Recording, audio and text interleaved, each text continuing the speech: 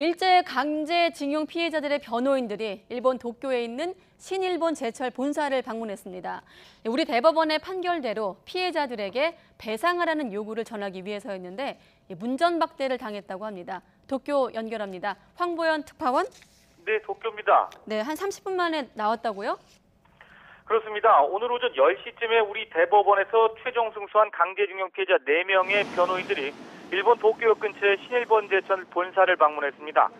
신일철 죽음으로 이름을 바꾼 신일본 제철은 징용 피해자 4명에게 각각 1억 원씩 배상하라고 우리 대법원이 지난달 30일 판결한 바로 그 회사입니다.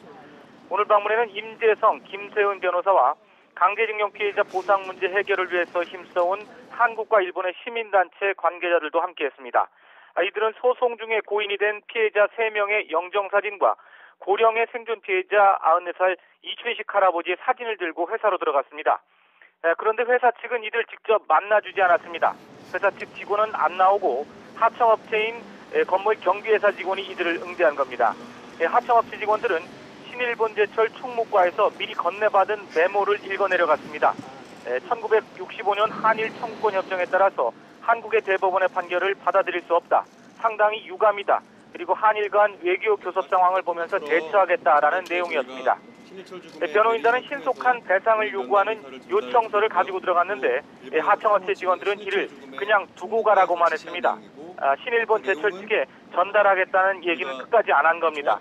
이에 따라서 변호인단은 신일본 제철 측과 면담도 불발됐고 요청서 전달도 하지 못한 채 30분 만에 돌아 나왔습니다. 이후 변호인단은 기자들과 만난 자리에서 피해자들을 대신해 이미 10여일 전부터 여러 차례 면담 요청을 했는데도 이처럼 문전박대를 하는 것은 있을 수 없는 일이라고 비판했습니다.